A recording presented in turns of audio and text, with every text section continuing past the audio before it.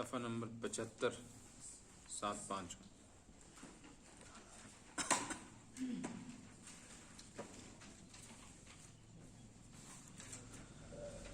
اعوذ باللہ من الشیطان الرجیم بسم اللہ الرحمن الرحیم لقد سمع الله قول الذين قالوا إن الله فقير ونحن أغنياء سنكتب ما قالوا وقتلهم الأنبياء بغير حق ونقول ذوقوا عذاب الحريق ذلك بما قدمت أيديكم وأن الله ليس بظلام للعبيد الذين قالوا إن الله عهد إلينا ألا نؤمن لرسول حتى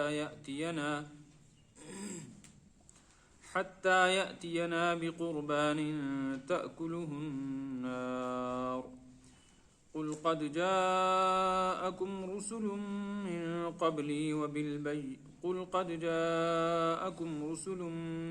قبلي بالبينات وبالذي قلتم فلم قتلتموهم إن كنتم صادقين فإن كذبوك فقد كذب رسل من قبلك جاءوا بالبينات والزبر والكتاب المنير كل نفس ذائقة الموت وإنما توفون أجوركم يوم القيامة فمن زحزح عن النار وأدخل الجنة فقد فاز وما الحياة الدنيا إلا متاع الغرور لتبلون في أموالكم وأنفسكم ولتسمعن من الذين أوتوا الكتاب من قبلكم ومن الذين أشركوا أذى كثيرا وإن تصبروا وتتقوا فإن ذلك من عزم الأمور وإذ أخذ الله ميثاق الذين أوتوا الكتاب لتبيننه للناس ولا تكتمونه فنبذوه وراء ظهورهم واشتروا به ثمنا قليلا فبئس ما يشترون لا تحسبن الذين يفرحون بما أتوا ويحبون أن يحمدوا بما لم يفعلوا فلا تحسبنهم بمفازة من العذاب ولهم عذاب أليم وَلِلَّهِ مُلْكُ السَّمَاوَاتِ وَالْأَرْضِ وَاللَّهُ عَلَى كُلِّ شَيْءٍ قَدِيرٌ صدق اللہ العلی العظیم وصدق رسولہ النبی الکریم۔ صفحہ نمبر 74 کی آخری آیت وَلَا يَحْسَبَنَّ الَّذِينَ يَبْخَلُونَ بِمَا آتَاهُمُ اللَّهُ مِنْ فَضْلِهِ هُوَ خَيْرٌ لَهُمْ بَلْ هُوَ شَرٌّ لَهُمْ۔ اس آیت میں یہ مضمون آیا تھا کہ یہ منافقین نہ تو جان سے اس دین کی کوئی خدمت کرتے ہیں نہ مال سے اس دین کی کوئی خدمت کرتے ہیں، بلکہ جہاں خرچ کرنے کا اللہ کی طرف سے حکم ہے وہاں جان بوجھ کر اپنے مال کو بچانے کی کوشش کرتے ہیں، جو بخیلی ہے۔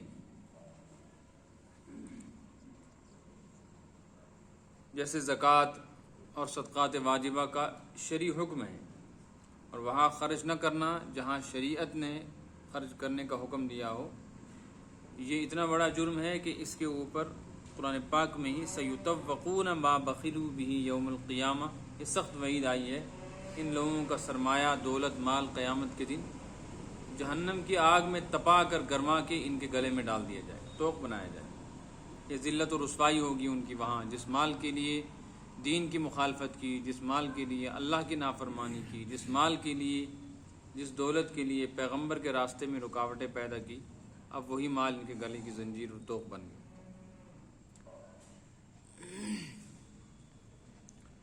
حکم یہ آیا تھا کہ اللہ کو قرضہ دو، آپ کے ذہن میں ہوگا دوسرے پارے میں آیت من ذا الذی یقرض اللہ قرضا حسنا، اللہ کو قرض حسن دو۔ قرض حسن کس کو کہتے ہیں، قرضے کا کیا مطلب ہے، یہ تفصیل تو وہاں آ چکی۔ مقصد یہ تھا کہ اللہ تعالیٰ کے دین کے لیے اپنا مال خرچ کرو، اور اسی میں زکوٰۃ بھی ہے، صدقات واجبہ بھی ہیں، قربانی بھی ہے، اسی طرح عشر بھی ہے، اور ویسے دین کے کاموں میں اس سے ہٹ کر خیرات کے طور پہ، عطیات کے طور پہ، امداد کے طور پہ حصہ لینا مسلمان کی ذمہ داری ہے۔ جیسے مسجد بن رہی ہے، کوئی دینی ادارہ بن رہا ہے، یا کوئی دینی کام، علمی کام ہو رہا ہے، یا جہاد ہو رہا ہے اور اس میں مال کی ضرورت ہے، تو مسلمانوں کی ذمہ داری ہے کہ وہ اپنا حلال اور طیب مال ان جگہوں پہ لگائے۔ اس پر یہودیوں نے جب یہ بات سنی تو مذاق اڑایا، اور ایک یہودی نے یہاں تک کہنے سے کوئی خوف محسوس نہیں کیا، وہ کہنے لگا اللہ ہم سے قرضہ مانگتا ہے۔ محمد صلی اللہ علیہ وسلم کا دین اور آپ کی بات سے یہ پتہ چلتا ہے کہ اللہ ہم سے قرضہ مانگتا ہے غریب اور ضرورت مند، اور جس سے مانگا جاتا ہے وہ مالدار اور دولت مند۔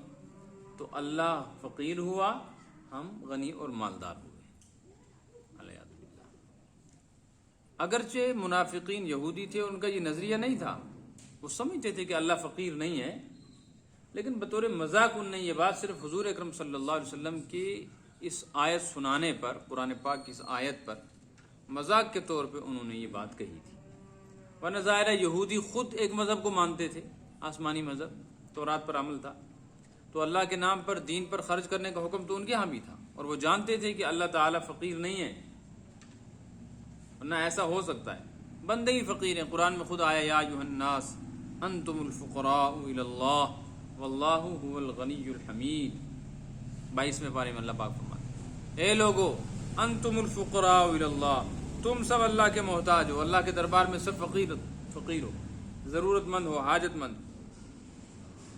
واللہ هو الغنی، اور اللہ بے نیاز ہے، اللہ کے پاس جو کچھ ہے اللہ کو اس کی بھی ضرورت نہیں، وہ تو کسی چیز کا حاجت مند اور ضرورت مند ہے ہی نہیں، اس کے پاس جو کچھ ہے وہ تمہارے لیے۔ اس پر یہ آیت نازل ہوئی، اور یہ جو آج کا سبق پڑھا گیا ان میں یہودیوں کی کچھ بد خصلت بیان کی گئی ہے۔ آپ کے ذہن میں ہوگا سورہ آل عمران شروع ہوئی تھی تو یہودیوں کا ذکر چل پڑا تھا کہ یہودی کیا کیا شرارتیں کرتے ہیں۔ اس درمیان میں جو مضامین آئے ان میں جنگ احد سے متعلق کافی لمبا مضمون تھا، اب پھر وہی مضمون واپس دوبارہ بیان کیا جا رہا ہے کہ یہودیوں کی شرارتوں اور ان کی برائیوں میں سے ایک برائی یہ ہے لقد سمع اللہ، سن لیا ہے بے شک اللہ نے، قول الذین قالوا، ان لوگوں کی بات کو جو یہ بکتے ہیں، جو لوگ مذاق کے طور پہ یہ بکتے ہیں، یہ کہتے ہیں، کیا کہتے ہیں؟ ان اللہ فقیر، اللہ تعالی فقیر ہے، ونحن اغنیاء، اور ہم مالدار ہیں۔ علیہ باللہ، یہ یہودیوں میں سے ایک یہودی نے کہا، باقی سارے یہودی ہنستے رہے، تو گویا اس کہنے میں وہ بھی شریک رہے۔ یہاں ایک بات ذہن میں رکھنی چاہیے، یہ بات سب یہودیوں نے نہیں کہی تھی، یہ ایک یہودی نے کہی تھی، اور آپ عبارت دیکھیں قول الذین قالوا، قول کا نیم بات، الذین کا معنی ہے وہ لوگ، قالوا جنہوں نے کہا، تو اس کا مطلب ہے کہنے والے بہت سارے ہوئے، جبکہ حدیث میں کہنے والا ایک تھا، تو پھر سب کو کیوں ملایا گیا اس کے ساتھ؟ ایک آدمی جس نے یہ بات کہی تھی، اس کے ارد گرد جو اس کے ہم نوا بیٹھے تھے نا، انہوں نے یہ بات سن کر روکا نہیں اس کو کہ کیا بکواس کرتے ہو، اگر تمہارا اس پیغمبر سے اختلاف ہے لیکن اللہ کی شان میں ایسا کہنا مناسب نہیں۔ وہ بھی ہنستے رہے، مذاق اڑاتے رہے۔ اس سے اللہ تبارک و تعالیٰ نے اس بنیاد پہ کہنے والے کے ساتھ ان سب کو جوڑ دیا، گویا کہنے میں سب شریک ہیں۔ اس حدیث سے، اس بات سے ایک جو بات مجھے بتانی ہے، ایک حدیث سے وضاحت کے ساتھ وہ بات سمجھ میں آ رہی ہے۔ حدیث میں آیا ہے اگر کسی جگہ کوئی برائی ہو اور دور دنیا کی کسی کونے میں کوئی آدمی اس برائی پر خوش ہے، راضی ہے، کوئی فکر وغیرہ نہیں، تو دور رہ کر بھی یہ آدمی اس گناہ میں، اس برائی میں برابر کا شریک ہے۔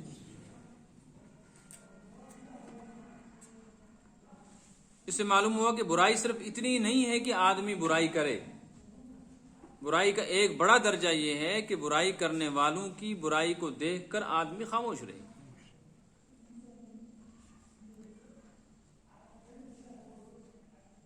حوصلہ افزائی کرے۔ ایسے ہی اچھائی صرف یہی نہیں کہ کوئی آدمی نیکی اچھائی کرے، اگر کوئی آدمی اچھائی اور نیکی کر رہا ہے تو جو آدمی اس کو دیکھ کر خوش ہو رہا ہے یا اس کی کسی طرح حوصلہ افزائی کرتا ہے، یہ بھی نیکی میں برابر کا شریک ہے۔ تو اللہ پاک فرماتے ہیں میں نے ان کی یہ بات سن لی ہے۔ کیا مطلب ہے سننے کا؟ فرمایا سنکتب ما قالوا، جو بکتے ہیں بکتے رہیں، ہم لکھ رہے ہیں،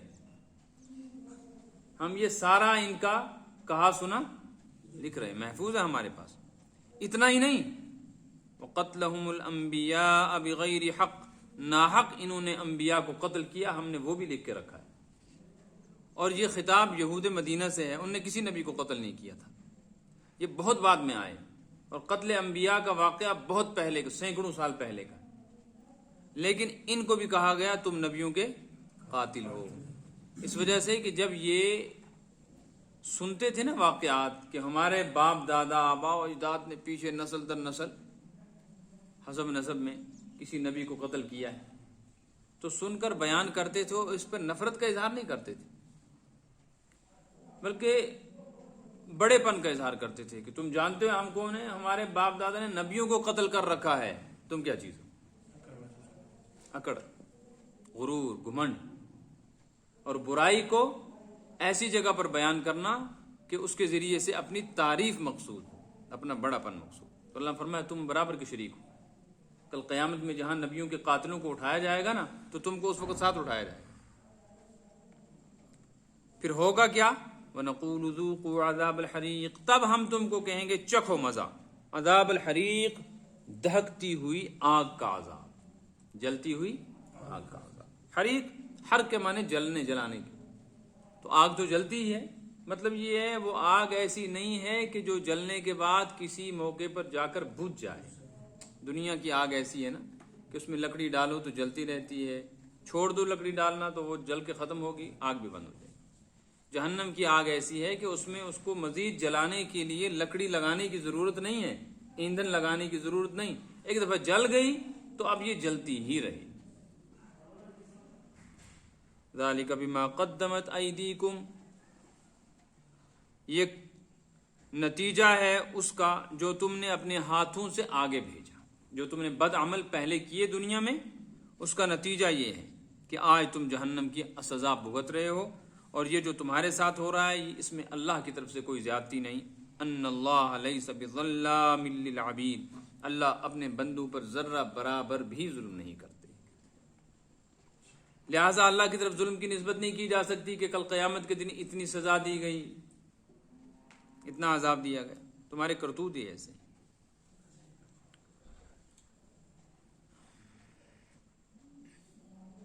ایک تو یہ برائی تھی کہ مطالبہ ہوا ایک چیز کا، مال خرچ کرو، تو اس پر یہ کہنے لگے اللہ فقیر ہو گیا، زبان اتنی گندی، ہٹ درمی ایسی کہ معجزات یہ کے بعد دیگرے انہوں نے حضور اکرم صلی اللہ علیہ وسلم کے دیکھے، اور آپ کے دین کو پھلتا پھولتا دیکھا، اور لوگوں کا جوک در جوک اسلام میں داخل ہونا دیکھ رہے ہیں۔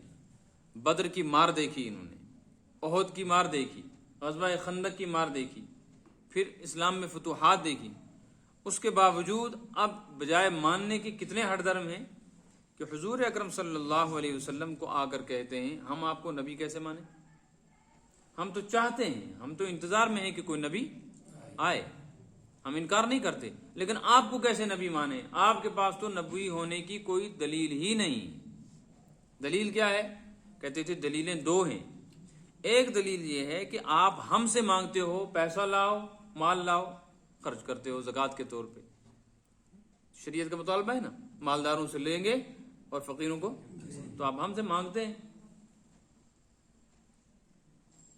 دوسری بات یہ ہے کہ ہم سے لینے کے بعد آپ ہم ہی لوگوں کو دے بھی دیتے ہیں، غریبوں کو دیتے ہیں، جبکہ گزشتہ انبیاء کا طریقہ یہ تھا کہ ان کے ہاں صدقات وغیرہ جانور کی صورت میں یا دوسری صورتوں میں کسی اونچے پہاڑ یا ٹیلے پر رکھ کر پھر انتظار کیا جاتا تھا.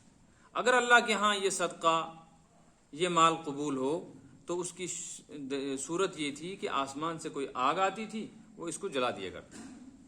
جس جانور کا گوشت یا جس کا مال, پیسہ, روپیہ, چاندی, سونا جو کچھ بھی رکھتے ہوں گے وہ آگ میں جل جائے, لیکن یہ آگ آیا کرتی تھی آسمان سے, ایسے ہی جیسے بجلی گرتی ہے, تو یہ مانا جاتا تھا کہ اس کا صدقہ, اور جس کا ایسے ہی رکھا ہوا ہو تو اس کا مطلب ہے صدقہ قبول نہیں. تو کہتے تھے اگر آپ یہ معجزہ دکھائیں نا کہ آپ جانور ذبح کریں اور پھر اس کو آگ کھائے, تب تو آپ نبی ہیں, اس لیے کہ پچھلے نبی بھی ایسے ہی کرتے. جب آپ یہ معجزہ ہی نہیں دکھا رہے ہیں تو ہم آپ کو نبی نہیں مانتے. اچھا, پھر اس پر یہ جواب تھا کہ ہر نبی کا معجزہ الگ الگ ہوتا ہے, تو اس زمانے کی ضرورت وہ تھی, ویسے مطالبات تھے. اب تو اتنے سارے مطالبات آ گئے اور تمہارے سارے مطالبات پورے بھی کر دیے گئے, اور قریش مکہ کے مطالبات پورے کیے گئے, چاند کے 2 ٹکڑے ہو گئے.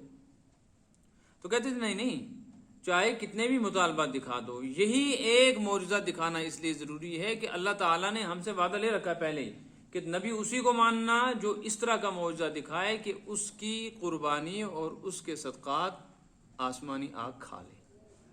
یہ کھلم کھلا ایک بہتان تھا, کس پر؟ اللہ پر. اللہ نے کہا ان سے وعدہ لیا تھا. تو یہ دوسری برائی تھی. لہٰذا اس وجہ سے ہم آپ کو نبی علیہ باللہ نہیں مانتے اور تکذیب کرتے ہیں, جھٹلاتے ہیں. اللہ پاک نے فرمایا الذین قالوا, ان لوگوں کو دیکھو جو کہتے ہیں ان اللہ عہد الینا, کہ اللہ نے ہم سے وعدہ لے رکھا ہے, اللہ نے ہم سے کہہ رکھا, ہم کو حکم دے رکھا ہے, اللہ نؤمن لرسول, کہ ہم کسی رسول پر ہرگز ایمان نہیں لائیں گے, حتی یاتینا بقربان تأکلہ النار, جب تک وہ اپنی قربانی پیش نہ کرے جس کو آگ کھا لے. سمجھ میں آیا؟ اس کے بعد یہ اللہ نے ہم سے کہہ رکھا. اب اس کا رد کرنا ہے. یہ رد بھی ہو سکتا تھا کہ تم جھوٹ بولتے ہو, اللہ تعالیٰ نے یہ وعدہ تم سے کب لیا؟ جواب تھا نا دلیل لا. چونکہ یہ بے بنیاد بات تھی اس لیے ایسی باتوں کا جواب نہیں دیا جاتا, بلکہ الزامی جواب دیا. الزامی کا مطلب ہے تم جو جواب دے رہے ہو نا, اس کو تم اپنے پاس سوال کر رہے ہو, اس سوال کو تم اپنے پاس رکھو, اس کا تو جواب کسی لائق دینے کے لائق ہے ہی نہیں. یہ سوال ایسا ہے کہ اس کو سوال سمجھنا ہی غلط ہے, اور اس اعتراض کا جواب دینا ہی مناسب نہیں ہے. ہم اس سوال پر تم سے ایک سوال کرتے ہیں, اس کا جواب دو. اس کہتے ہیں الزامی جواب. جواب 2 ہوتے ہیں, ایک تسلیمی. تسلیمی کا مطلب ہے آپ نے جو سوال کیا میں نے آپ کا سوال تسلیم کر لیا اور اس کا جواب. الزامی کا مطلب ہے کہ آپ کا سوال جو ہے ہم تسلیم ہی نہیں کرتے, ہم آپ کے سوال کا جواب بعد میں دیں گے, پہلے آپ ہمارے سوال کا جواب دو. چونکہ اس کا جواب تمہارے پاس نہیں ہے اس لیے تمہارے سوال کا جواب تمہارے اندر چھپا ہوا ہے, تم خود اپنے دل سے پوچھو اس کا جواب کیا ہوگا. قل, اے نبی آپ ان سے کہیے, قد جاءکم رسل من قبلی بالبینات, مجھ سے پہلے بھی تو بہت سارے رسول کھلی کھلی نشانیاں اپنی نبوت کی لے کے آئے. وبالذی قلتم, اور یہ نشانی بھی انہوں نے پیش کی ہے جو تم اس وقت کہہ رہے ہو, یعنی آگ آئی اور ان کے وقت میں قربانی جانور جو کچھ بھی تھے وہ سب آگ کے نظر ہو گئی. تو اس وقت تم کو ایمان لانا چاہیے تھا کہ نہیں لانا چاہیے؟ بجائے اس وقت ایمان لانے کے فلم قتلتموہم, تم نے قتل کیوں کیا ان کو؟ اگر وہ برحق تھے پھر قتل کیوں کیا؟ اس سے پتہ چلا تمہارا مقصد نہیں ہے دین قبول کرنا, حق سمجھنا, تمہارا مقصد ہے صرف مخالفت اور شرارت. فلما قتلتموہم ان کنتم صادقین, اگر تم اس بات میں سچے ہو کہ نہیں جو آدمی ایسی دلیل اور ایسا معجزہ پیش کرے گا اس کی نبوت کو تسلیم کریں گے, پھر جن نے یہ معجزہ پیش کیا تھا ان کو تم نے قتل کیوں کیا؟ اگر سچے ہو تو اس کا جواب دو. چونکہ کوئی جواب نہیں ہے لہٰذا فَإِن كَذَّبُوكَ, اے نبی آپ پریشان نہ ہو. اگر یہ آپ کو جھٹلاتے ہیں, آپ کا انکار کرتے ہیں, تو آپ کیوں پریشان ہوتے ہیں؟ فَقَدْ كُذِّبَ رُسُلٌ مِّن قَبْلِكَ جَاءُوا بِالْبَيِّنَاتِ, آپ سے پہلے بھی انہوں نے رسولوں کو جھٹلایا اور جھٹلائے گئے. ہر دور میں رسولوں کا انکار کرنے والوں لوگوں کی تعداد زیادہ رہی, ماننے والوں کی تعداد کم رہی. جو رسول پہلے آئے جاؤ بالبینات, وہ کھلی ہوئی نبوت کی نشانیاں لے کر آئے تھے, معجزات پیش کیے انہوں نے, اپنے نبی ہونے کو ثابت کیا. والزبر, اور آسمانی ہدایات کے صحیفے, چھوٹے چھوٹے کتاب جن کو ہم کہتے ہیں رسائل. والکتاب المنیر, اور بڑی بڑی واضح کتابیں لے کر آئے. تو اپنے اپنے وقت میں نبی بڑی کتابیں لائے, چھوٹی کتابیں لائے, معجزات پیش کیے, لیکن ہمیشہ یہی ہوا کہ نبیوں کو جھٹلانے والے زیادہ رہے. تو کوئی بات نہیں، کب تک جھٹلائیں گے؟ کل نفس ذائقۃ الموت، ہر جی جان کو موت کا مزہ چکھنا ہی چکھنا ہے، موت کا پیالہ پینا ہے۔ ذائقہ کا مطلب ہے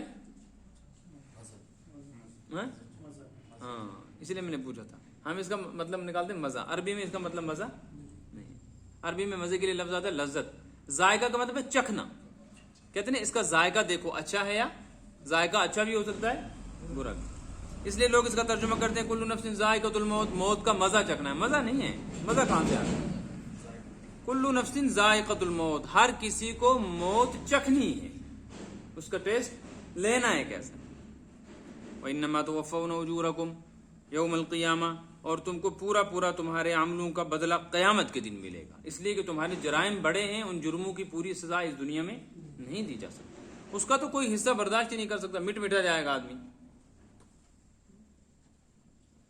اسی لیے دیکھو اللہ تبارک و تعالیٰ نے روح ڈالی، کس کے ذریعے سے ڈالی؟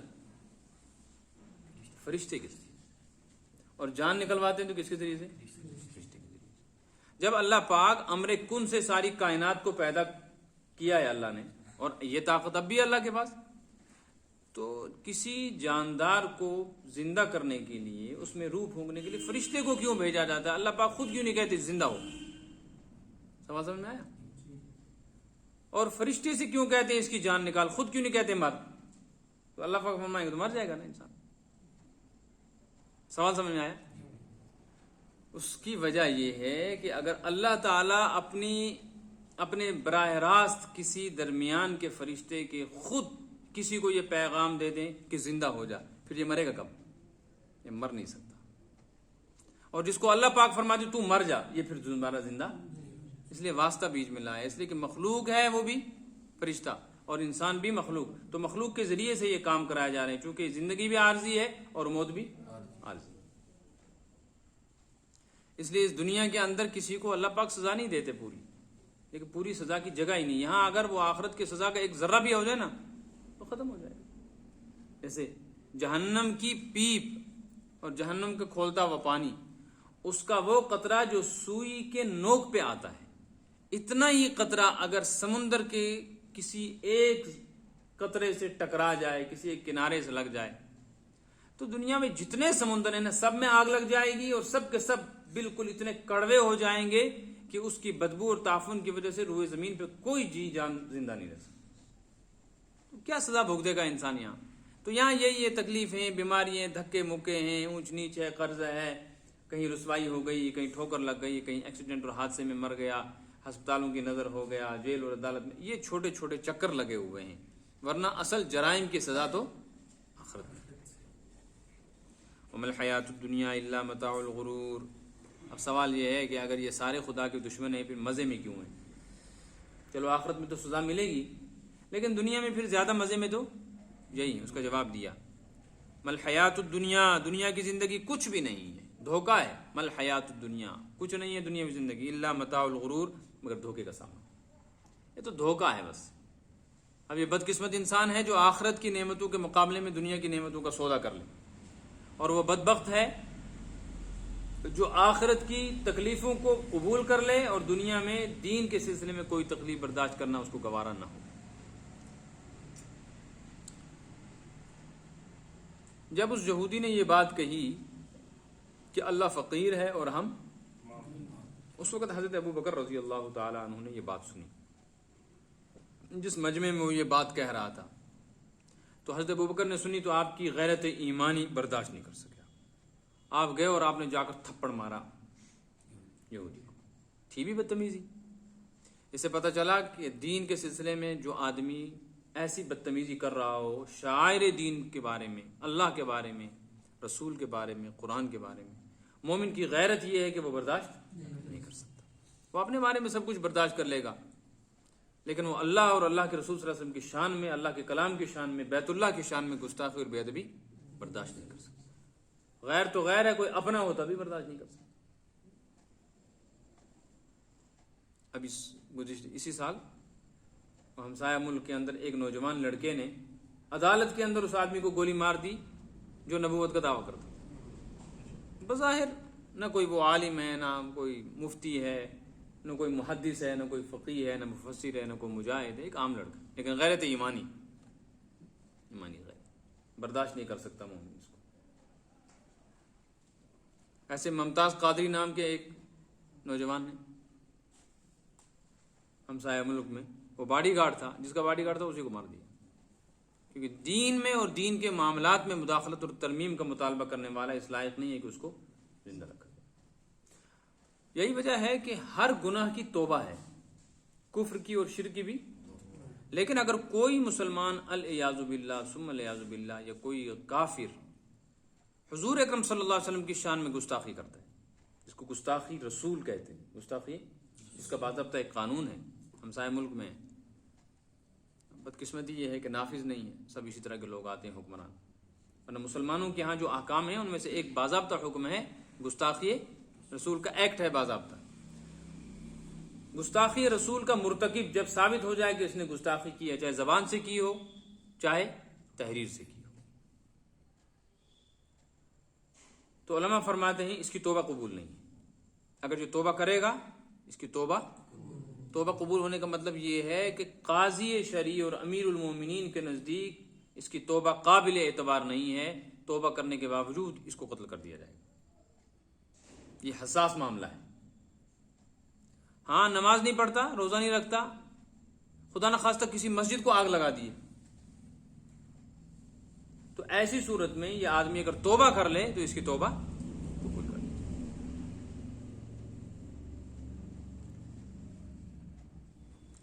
تو اس پر یہ آیت نازل ہوئی حضرت ابو بکر کے اس عمل پہ کہ آپ کو تکلیف پہنچی، اور تکلیف تو پہنچنی ہی چاہیے مومن کو، لیکن ابھی کیا ہوا آپ دیکھیں گے، ابھی ان سے بڑی باتیں سننی پڑیں گی جس سے تکلیفیں ہوں گی۔ لَتُبْلَوُنَّ فِي أَمْوَالِكُمْ وَأَنفُسِكُمْ، تمہیں اے ایمان والو بہت آزمایا جائے گا، مال کے بارے میں بھی اور جان کے بارے میں، کہیں مال کا نقصان ہوگا اور کہیں جانوں کا نقصان ہوگا، آبروئیں تمہاری جو ہیں وہ داؤ پہ لگیں گی۔ وَلَتَسْمَعُنَّ مِنَ الَّذِينَ أُوتُوا الْكِتَابَ مِنْ قَبْلِكُمْ وَمِنَ الَّذِينَ أَشْرَكُوا، اور تم سے پہلے جو اہل کتاب گزرے ہیں ان کے ماننے والے لوگ جو اس وقت موجود ہیں، یہود و نصارہ، ان سے بھی، اور جو مشرک ہیں ان سے بھی، لَتَسْمَعُنَّ، تم بہت کچھ سنو گے، کیا سنو گے؟ اذن کثیرہ، بڑی بھاری تکلیف کی باتیں، جس سے تمہیں تکلیف ہے، اور یہ ایمان والوں کو سننی ہے، یہ قیامت تک چلے گا، اور اس وقت بھی یہ باتیں چل رہی۔ کیا کرنا ہے اس پر؟ وَإِن تَصْبِرُوا وَتَتَّقُوا، صبر کرو، صبر اور تقوی اختیار کرو۔ لیکن اگر خود متقی نہیں ہے تو پھر تمہارا صبر ہی کیا ہوا؟ یہ تھا کہ اگر رسول کی شان میں کوئی گستاخی کرتا ہے صلی اللہ علیہ وسلم تو تمہارا خالی احتجاج نہیں ہونا چاہیے، اس کے ساتھ تم کو یہ وعدہ کر لینا چاہیے، ارادہ کرنا چاہیے کہ آج ہماری موجودگی میں ہمارے نبی کی شان میں گستاخی ہوئی ہے، آج سے ہم وعدہ کرتے ہیں اس کے رد عمل میں ہم اپنی زندگی سنت کے مطابق گزاریں گے۔ وہ تو گزارنے کو تیار نہیں، نعرہ لگانے کو تیار۔ قرآن پاک کے متعلق کوئی خدا نخواستہ ایسی بات جیسے ہوتے خاکے بنتے ہیں اور اس کے ساتھ ساتھ کالم لکھے جاتے ہیں، تو احتجاج کرے امت مسلمہ، ٹھیک ہے، اس کی ضرورت ہے تاکہ پتہ لگے ان کو کہ کوئی اس پر آواز اٹھانے والا ہے، اور اس احتجاج میں کوئی مارا جائے وہ شہید بھی ہے۔ لیکن مسئلہ یہ ہے کہ اس وقت ایک ارادہ کرنا چاہیے، ہم نے قرآن سے تعلق توڑا تو ان کی ایسی ہمت ہوئی، آج سے انشاءاللہ ہم 100% قرآن سے جڑ جائیں گے، یہ مہم چلائیں گے، یہ مسئلہ ہے، یہ ہونا چاہیے، لیکن ایسا ہوتا نہیں۔ وَإِن تَصْبِرُوا، اور اگر تم، یہاں صبر کا ترجمہ کیا کریں گے؟ صبر کے دو ترجمے، ایک صبر کا وہ ترجمہ ہے جو ہم سمجھتے ہیں، صبر کرو چپ کر کے بیٹھے رہو، اور ایک صبر کا ترجمہ ہے جم جانا، پہلے بتایا تھا۔ اگر تم اپنے دین حق پہ جم جاتے ہو اور اللہ سے ڈر کر زندگی گزارتے ہو تو بکنے دو، تمہارا جماؤ ان کی زبان خود بند کرے گا۔ لیکن یہ جب ہے جب تم کمزور ہو، تو اس وقت کیا کرنا ہے؟ خاموشی رہنا۔ دوسرا ہے وَإِن تَصْبِرُوا، دوسرا ترجمہ کہ نہیں، ان کے مقابلے پہ جمو، چپ کر کے بیٹھنا نہیں ہے۔ دونوں مطلب سمجھ میں آئے؟ اگر کمزور ہو، مقابلے کی طاقت ہی نہیں ہے، اور حالات بھی ایسے ہیں جیسے اس وقت مسلمانوں کی اس ملک میں حاکم، تو یہاں اگر کچھ کریں گے بھی تو ہوگا کیا؟ ایک بڑی تعداد مسلمانوں کی ماری جائے گی۔ تو دفاع کا حکم ہے، لیکن اس کے لیے پہلے حالات بنانا، حالات ہوں پھر جب حالات نہیں ہیں تو پھر برداشت کرو، اور اگر تمہارے پاس طاقت ہے تو پھر تصبروا کا مطلب ہوگا پھر جم جاؤ مقابلے کے لیے میدان میں، اور ہر حال میں چاہے خاموش بیٹھے ہو، صبر کر رہے ہو، سہ رہے ہو، یا مقابلے میں تتقو، ڈرتے رہو اللہ سے۔ ڈرنے کا مطلب یہ خود خدا اور رسول کے ساتھ جڑ جاؤ صلی اللہ علیہ وسلم۔ فإن ذلك من عزم الامور، یہ بڑے پختہ ارادوں کے کام ہیں، ہر کوئی یہ نہیں کر سکتا۔ وَإِذْ أَخَذَ اللَّهُ، یہ دوسری برائی بیان کی جا رہی ہے یہودیوں کی، وہ یہ ہے کہ یہ وعدہ خلاف بہت ہیں، جھوٹی باتیں اللہ کی طرف منسوب کرتے ہیں کہ اللہ نے ہم سے یہ وعدہ لے رکھا ہے، وہ وعدہ لے رکھا ہے، حالانکہ جس چیز کا وعدہ لیا تھا اس کو پورا کرنے کو کبھی تیار نہیں ہوئے۔ ان میں سے ایک یہ ہے وَإِذْ أَخَذَ اللَّهُ مِيثَاقَ الَّذِينَ أُوتُوا الْكِتَابَ، یہ آیت پہلے بھی اس طرح کے مضمون کی پارہ الف لام میم میں آ چکی، اور وہ وقت بھی یاد کرنے کے لائق ہے جب اللہ تعالیٰ نے ایک پختہ وعدہ لیا تھا ان لوگوں سے اوت الکتاب، جن کو کتاب دی گئی، اہل کتاب یہود و نصارہ سے اللہ پاک نے وعدہ لیا تھا اپنے نبیوں کے ذریعے سے، لَتُبَيِّنُنَّهُ لِلنَّاسِ وَلَا تَكْتُمُونَهُ، کہ اس کتاب کے اندر جو احکام ہیں اور جو باتیں ہیں وہ لوگوں کے سامنے بیان کرو گے، چھپاؤ گے نہیں۔ ان میں سے ایک بات یہ بھی تھی کہ نبی آخر الزمان صلی اللہ علیہ وسلم تشریف لائیں گے اور ان کی کیا کیا نشانیاں ہوں، لوگوں کے سامنے بیان کرو تاکہ حق آئے، چھپانا نہیں ہے۔ انہوں نے کہا ہم یہ کریں گے، وعدہ کیا، تو ان کی بعد میں آنے والی اولاد کو بھی اس وعدے کا لحاظ رکھنا چاہیے۔ فَنَبَذُوهُ وَرَاءَ ظُهُورِهِمْ، لیکن انہوں نے وہ وعدہ بھلا دیا اور پیٹھ پیچھے پھینک دیا۔ پیٹھ پیچھے پھینکنے کا مطلب ہے ہمیشہ کے لیے اس کو سرد خانے میں ڈال دیا۔ وَاشْتَرَوْا بِهِ ثَمَنًا قَلِيلًا، اور اس کے بدلے میں معمولی قیمت پر راضی ہو گئے، اور وہ یہی ہے دنیا طلبی۔ فَبِئْسَ مَا يَشْتَرُونَ، بہت برا سودا کیا انہوں نے۔ لا تحسبن الذين يفرحون بما اتوا، یہ الگ ہے اتوا، لیکن جب چونکہ دو واو آئی ہیں اس لیے اس کو پڑھیں گے اتوا۔ ہرگز نہ سوچیں آپ ان کے بارے میں جو لوگ خوش ہوتے ہیں اپنے کیے پر، برائی کرتے ہیں، بری حرکتیں کرتے ہیں اور پھر خوش ہوتے ہیں۔ کہ تم جانتے ہو ہم کون ہیں؟ ہمارے باپ دادا نے نبیوں کو نہیں چھوڑا، تم کیا چیز؟ یہ خوشی کی بات ہے، ذلت کی بات ہے، رسوائی کی، لیکن اس پر خوش ہوتے۔ وَيُحِبُّونَ أَن يُحْمَدُوا بِمَا لَمْ يَفْعَلُوا، اور جو بڑے بڑے کرنے کے کام تھے وہ کرتے نہیں اور سوچتے ہماری تعریف ہو۔ جو برائی ہے اس پر خوش ہیں اور اچھائی کے تیار نہیں، مگر کہتے ہیں ہماری کیا ہو؟ تعریف ہو۔ ان کے بارے میں یا رسول اللہ آپ ہرگز یہ نہ سمجھیں، اور ایمان والو ہرگز یہ نہ سوچو، فَلَا تَحْسَبَنَّهُمْ بِمَفَازَةٍ مِّنَ الْعَذَابِ، کہ یہ عذاب سے بچ سکیں گے، یہ لوگ عذاب سے نہیں بچ سکتے۔ وَلَهُمْ عَذَابٌ أَلِيمٌ، ان کے لیے دردناک عذاب ہے۔ کیوں نہ ہو دردناک عذاب؟ اس لیے کہ کائنات کا خالق و مالک اللہ ہے اور حکومت اسی کی ہے۔ للہ ملک السماوات والارض، بادشاہت آسمانوں کی ہو یا زمین کی، وہ اللہ ہی کے لیے ہے، اس میں اس کا کوئی شریک اللہ کے لیے نہیں، اللہ ہی کے لیے۔ ہی کا لفظ اس لیے لگانا ہے کہ اللہ کو زمین و آسمان کا بادشاہ تو کافر بھی مانتا ہے، لیکن وہ ہی کے ساتھ بھی لگا دیتے ہیں، اللہ بھی اور یہ دوسرے بھی، خدا تشکرا، خدا چکرا بیچ کرا پیر سب کچھ اللہ ہی تھوڑا ہی کرے گا، لہٰذا باللہ خدا بھی کرتا ہے، اصل خدا ہی ہے۔ مگر کے بعد پھر کہتے ہیں مخدوم صاحب، فلاں صاحب، دستگیر صاحب، اور کیا کیا وہ غوث اعظم، یہ الفاظ ہے نا، کفریہ الفاظ ہے، کفریہ الفاظ، تو کہنا ہی کفر ہے، شرک۔ غوث اعظم کا مطلب ہے بڑا فریاد قبول کرنے والا، کون ہے؟ دستگیر کا مطلب ہے ہاتھ پکڑنے والا، مدد کرنے والا۔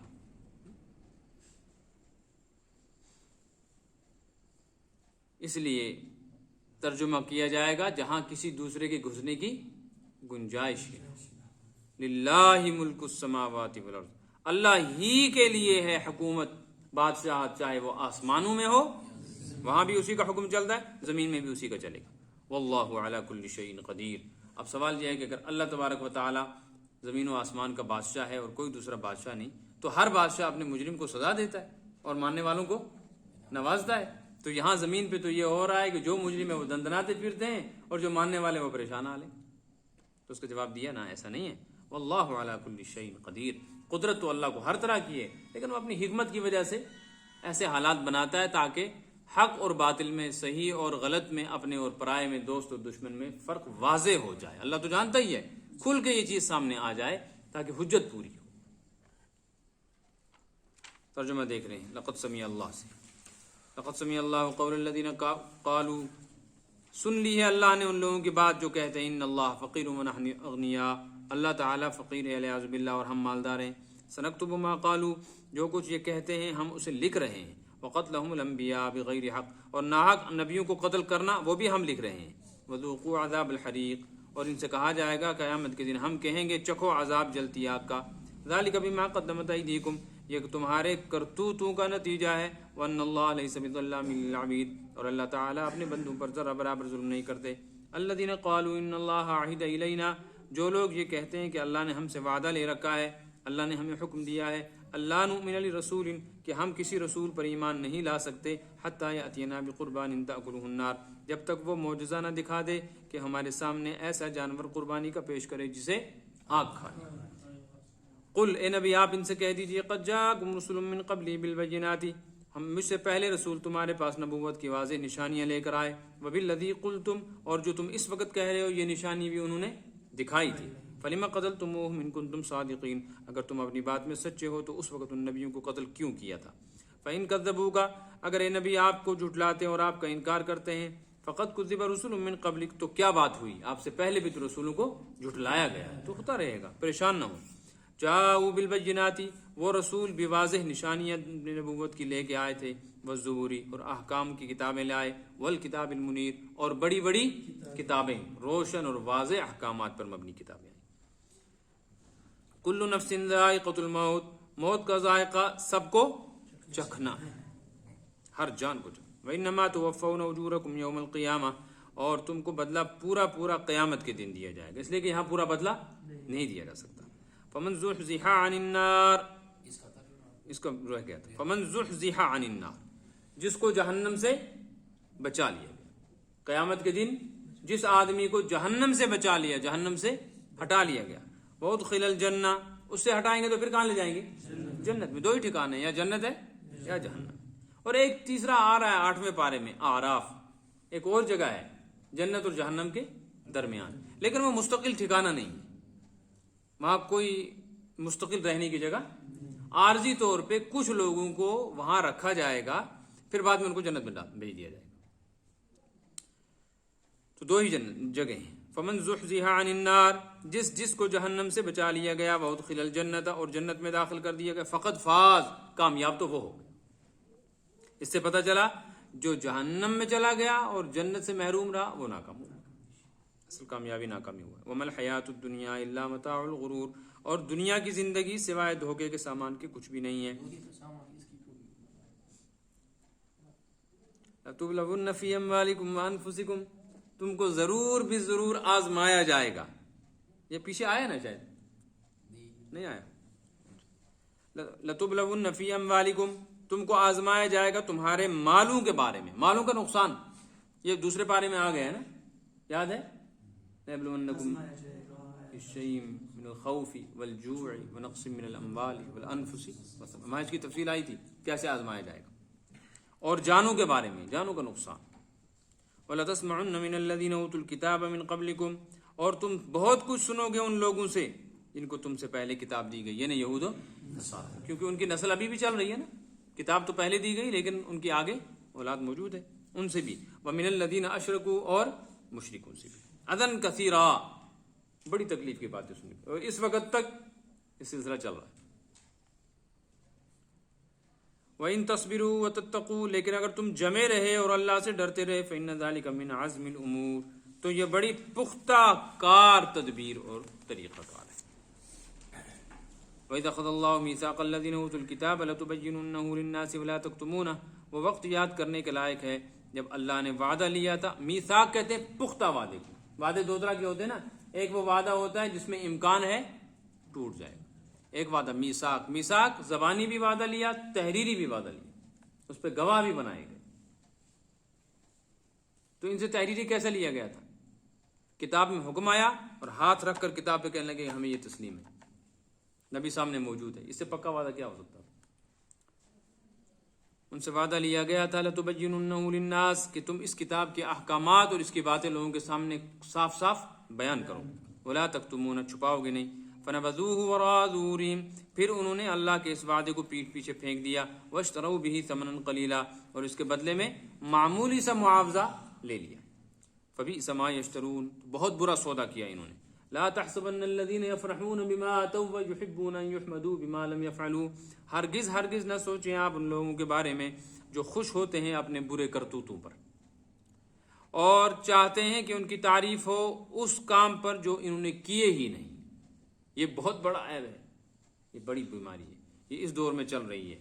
اس وقت کا جوان طبقہ بلکہ سبھی لوگ کسی نہ کسی درجے میں مبتلا ہیں کہ بہت سارے معاشرتی اور اخلاقی اعتبار سے جرائم ایسے ہیں جن کو لوگوں نے اب قابل تعریف کام سمجھ لیا. دوستوں کو کہتے تمہیں پتہ میں نے کیا کیا، ہمسایوں کو کہتے، کسی کو دبانا کو کہتے پتہ میں نے کیا کرا، میں نے 10 قتل کر رکھے، میں نے فلاں کو تباہ و برباد کر دیا، فلاں کو زندہ زمین میں نے گاڑ دیا، فلاں دیکھو کس حالت میں تڑپ رہا ہے، یہ میں نے کیا ہوا ہے. یہ قابل فخر چیزیں نہیں تھی لیکن ان کو اب فخریہ بیان کیا. اور دوسری بڑی پریشانی ہو گئی یحبون ان یحمدوا بما لم یفعلوا کرنے کو کچھ تیار نہیں لیکن صرف چاہتے تعریف ہو.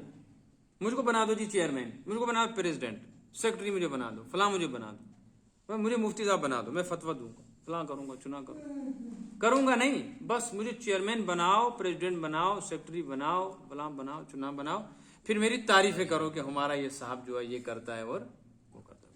ناکارہ محض لوگ اقتدار پر بیٹھے ہوئے. مجھے قیامت کی نشانیوں میں سے ایک نشانی.